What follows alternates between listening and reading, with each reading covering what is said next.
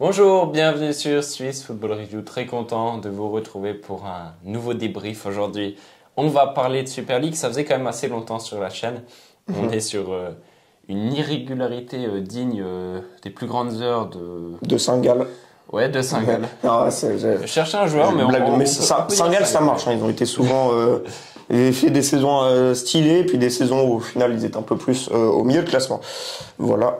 Mais du coup, on essayera peut-être d'être un peu plus régulier. Ça dépend un peu de notre emploi du temps. C'est plutôt à cause de ça qu'on fait moins de vidéos en ce moment. Donc on va parler du Championship Group et du Relegation Group aujourd'hui. Hein. Exactement, ça intervient juste après la 33e journée, le moment où on enregistre cette vidéo. Donc on va pouvoir se projeter sur ces 5 derniers matchs qui seront certainement cruciaux qui seront cruciaux, oui, même pas que certainement qu'ils le seront pour le championnat, donc le dénouement de cette Super League. Complètement, on voit déjà qu'il y aura vraiment une vraie bataille en bas de classement avec Sion, Grasshoppe, Yverdon, Winterthur qui se battront pour le maintien.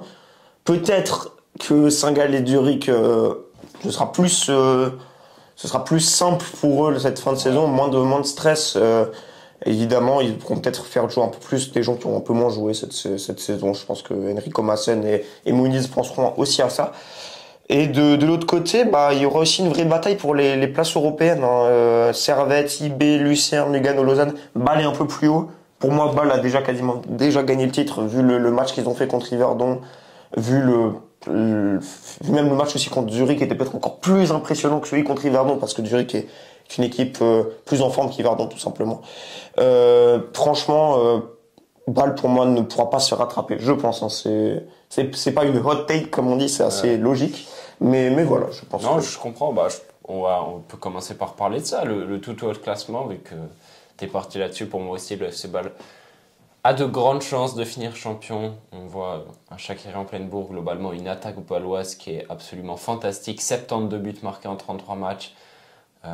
C'est de loin la meilleure attaque. Ils ont une différence de but de 40. Par comparaison, la deuxième meilleure différence de but, c'est Lucerne qui a 10. Ouais. Donc, c'est une équipe qui marche très fort, qui a de très très belles qualités individuelles et qui cette saison vraiment est de retour à un bon niveau. Alors 61 points, en soi, c'est même pas tant un total si impressionnant que ça pour un premier, mais le championnat est tellement serré et personne n'arrive tellement à tirer son épingle du jeu que le FC Bâle le fait un petit peu mieux. Et oui, c'est ça, clairement. Ça donne tout de suite un avantage, sans être, encore une fois, absolument écrasant, dominant de A à Z. Hein, on sait que... Mais ils ont quand même montré beaucoup de dominance dans certains matchs. Moi, je pense à celui contre Servette notamment, où ils avaient vraiment mis une veste à Servette. Il y a eu des gros scores. 6-0, je crois que c'était, ou 6-1, 6-1, j'ai un doigt, c'est ça. Puis 4-0 contre Zurich, le 5-0 contre Yverdon, là, cet enchaînement classieux pour Bâle, avec un Shaqiri, un Otele, un Ben Traoré, qui est clairement la meilleure attaque de la Ligue cette saison. Hein. Avec, on a juste à voir la différence de but. Hein. Personne qui a plus de, attention, on regarde, qui a plus de 10, hein. Non, à part ça, c'est, le seul qui les rattrape, c'est Lucerne, hein. Ils sont 32 différences de plus entre le premier et le deuxième en différence de but. Ça montre la dominance de Bâle cette saison. Même, et c'est là où c'est le paradoxe, ils ont pu faire des faux pas contre des équipes, hein. C'est ça. Donc, ça montre que tout le monde peut battre tout le monde dans ce championnat, mais Bâle a réussi à être un peu meilleur, hein, et à se tirer son épingle du jeu. Sur ces dernières semaines, ils sont en train de tirer leur épingle du jeu, clairement. Parce que sinon, avant, c'était très serré. Ils étaient englués dans cette lutte avec Servette, avec Lucerne, Lugano maintenant qui est complètement en train de partir un peu aussi en cacahuète un petit peu sur cette fin de saison. C'est beaucoup plus compliqué pour les Tessinois. Et puis derrière, à la deuxième place, ça va se jouer entre Servette, entre IB, entre Lucerne peut-être, mais je pense que ce sera surtout entre Genevois et Bernois qu'il faudra batailler pour ces deux places, dont une en Ligue des Champions quand même. C'est ça. Pour moi, vraiment, ça va être compliqué parce que IB, franchement, ils ont cette rage, ils ont envie de bien faire parce qu'ils ont tellement raté leur début de saison que là, c'est comme une revanche sur eux-mêmes. Mais ils ont quand même pu se prendre aussi une veste. C'était contre qui la dernière fois? Je crois que c'était lui. Lucerne. C'était Lucerne il y a quelques semaines. La semaine passée. La semaine, oui, c'était la semaine passée, voilà. Tellement de matchs. Oui, c'était la semaine passée, effectivement. Et donc, voilà. Mais Servette, aussi, ils ont pu perdre contre des Yverdon aussi, 3-2 il y a récemment. Donc, franchement, ça va être assez intéressant. Si je peux donner mon petit pari, je verrais bien IB quand même. Je verrais bien IB. Ouais. J'ai l'impression que Servette est un peu plus. Un tout petit peu plus faible dans le sens ils géreront peut-être un peu moins la pression de cette fin de championnat. On a déjà vu qu'ils étaient clairement dans la course au titre il y a quelques semaines et là ils sont complètement détachés de balles. Ils sont à 6 points. Ça va, mais c'est dur. Ouais, mais quand même, comparé, ils étaient devant. Il y a quelques semaines, ils étaient devant. Donc c'est vrai. Ils ont mal géré cette fin de championnat, Servette. IB, je sais pas, je les vois plus. Un peu plus revanchard que Servette parce que IB revient de loin dans ce championnat, donc je verrais bien IB accrocher cette place en Ligue des Champions et Servette malheureusement terminer sur une fin ils ont plutôt décevante quand même à vrai dire. Un autre point qui m'intéresse beaucoup c'est la bataille on va dire entre Lucerne, Lugano, Lausanne parce que franchement Lausanne le match contre Lugano très très bon, ils ont vraiment montré une hargne, une rage. C'était assez fort et puis même on voit la communion avec le public, ils avaient envie de ce top 6 et ils le donnaient ouvertement comme je l'ai dit depuis le début de la saison et franchement Lugano on voit qu'il y a quelque chose à faire face à ce Lugano là parce qu'ils sont complètement en train de craquer et voilà donc pour moi ça va être assez intéressant et donc clairement Lausanne est peut-être une des fins de saison les plus intéressantes de la Ligue parce qu'ils jouent les places européennes, ils jouent aussi quelque chose d'historique, peut-être une place en finale de Coupe de Suisse ce dimanche, donc ça va être très très intéressant. C'est sûr qu'il y a ces trois clubs derrière Lucerne, Lugano, Lausanne. On les a un peu catégorisés là en dessous de IB et Servette, mais après tout, quand on y réfléchit, un Lucerne, quand on voit ce qu'ils ont fait la semaine passée contre IB, pourquoi pas? Ouais. Pourquoi pas? Est-ce qu'ils peuvent réitérer ce genre de match pendant les prochaines semaines?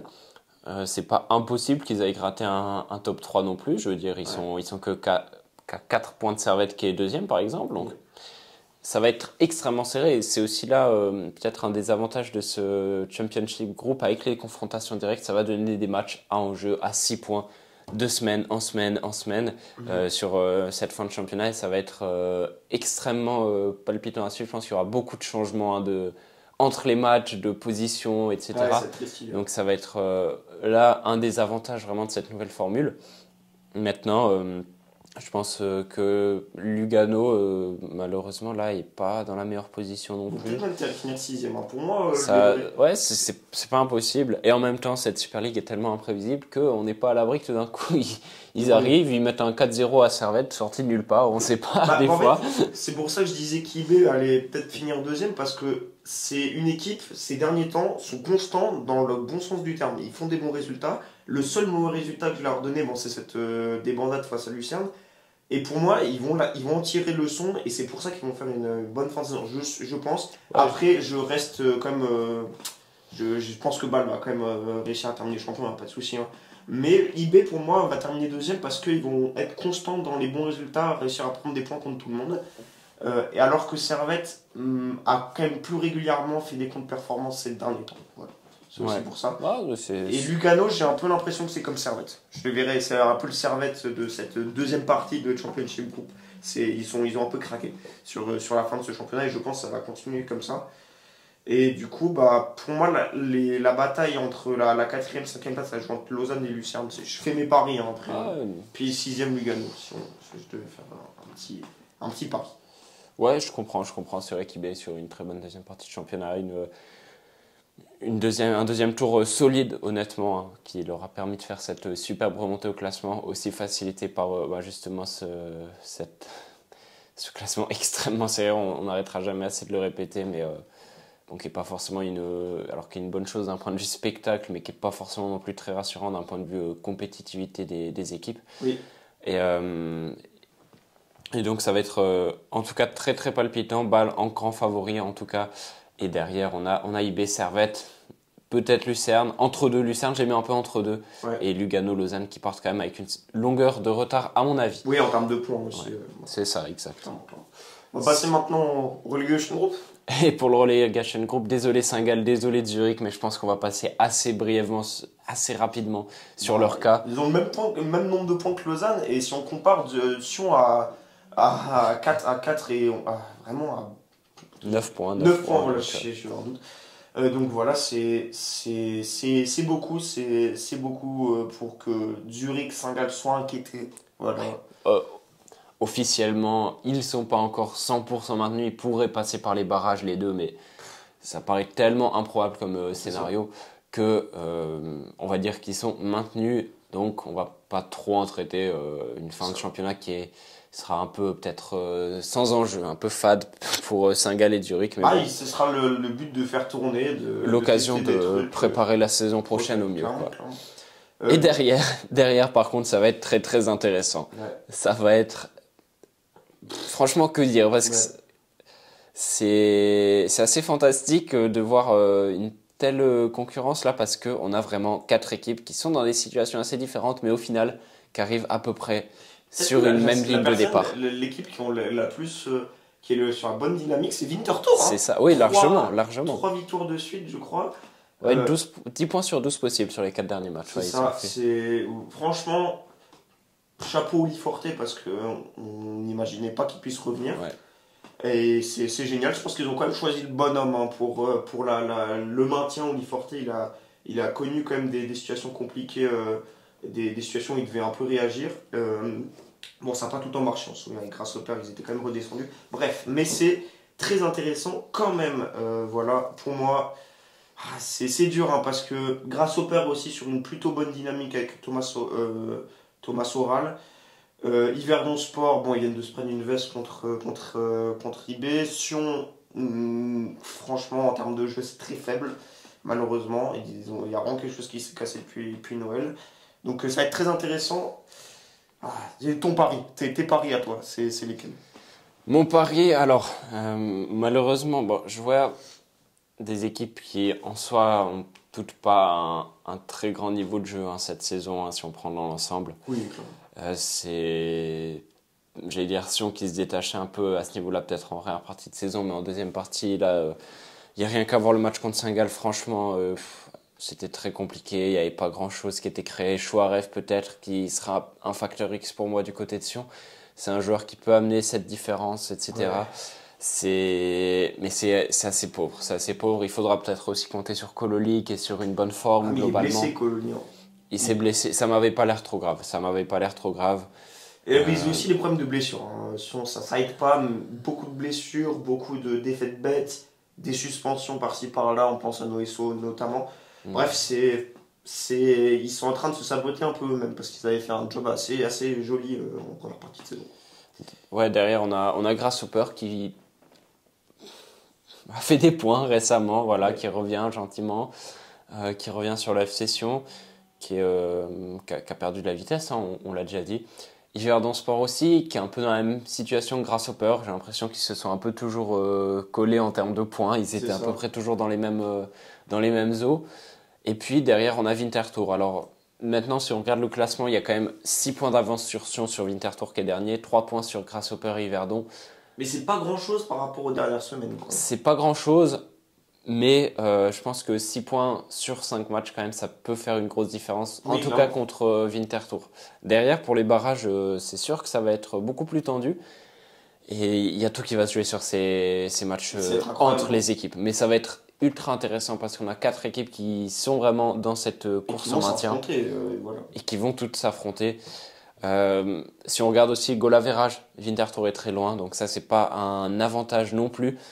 Donc ça fait presque un 6,5 points d'avance pour Sion. Il y a quand même des Yverdon, Winterthur qui sont bien loin et qui ne pourront pas rattraper en termes de goal average, alors que grâce aux Persions, il y a cet avantage aussi. En cas d'égalité dans le nombre de points, c'est à prendre en compte évidemment parce que ça ne m'étonnerait pas qu'il y ait des équipes qui finissent avec le même nombre de points. Et si je devais faire un pari, une petite hot take, pour moi c'est Yverdon qui va descendre cette saison.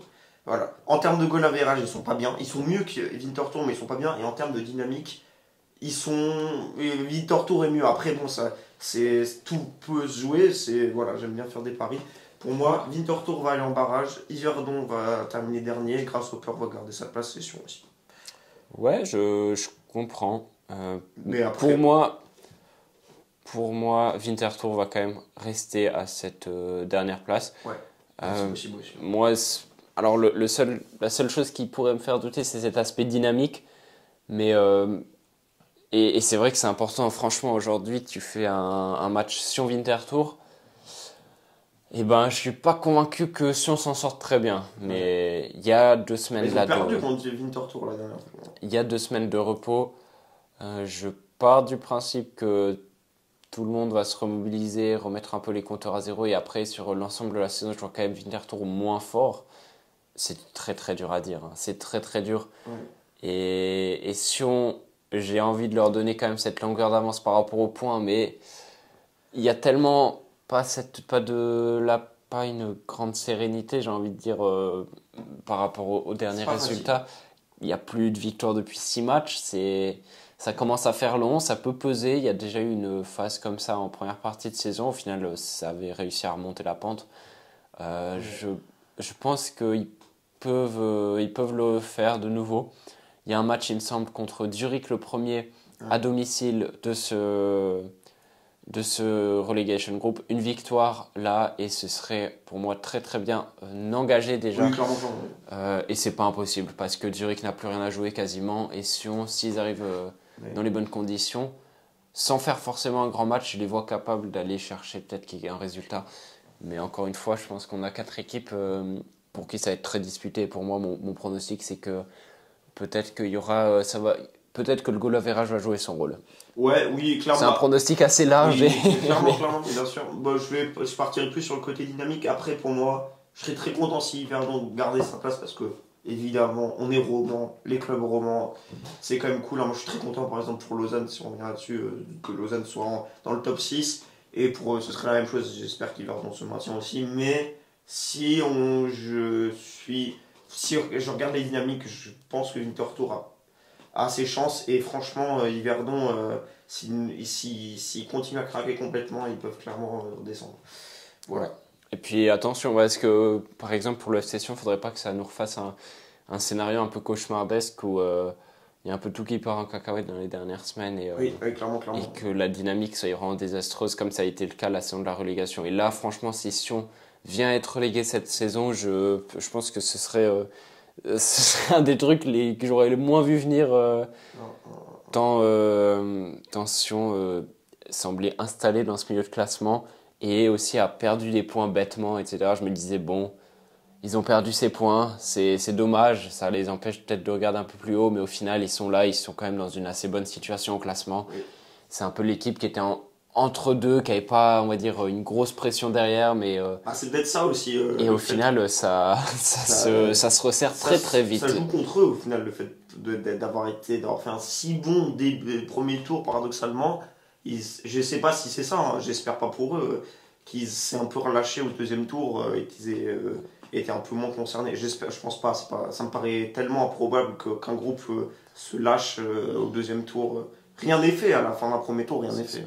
Donc pour moi, faut tout le monde, en tout cas dans les 4, il faut que tout le monde prenne ces 2 semaines de pause pour recharger les batteries et se mobiliser pour ces 5 derniers matchs qui vont être cruciaux pour tout le monde, sauf pour Saint-Gall et Zurich. Ouais. C'est ça, donc on va suivre évidemment tout ça de très près. Et puis bon, on fera des petits retours, des petits débriefs sur certains matchs, certaines journées, etc. Et pour essayer de continuer de faire vivre un peu cette fin de championnat qui s'annonce palpitante pour le moins. Merci d'avoir suivi cette vidéo. Laissez un like, laissez un petit commentaire, ça nous fait toujours plaisir de parler foot avec vous. Et à la prochaine sur Swiss Football Review. Ciao, ciao. Allez, ciao, ciao.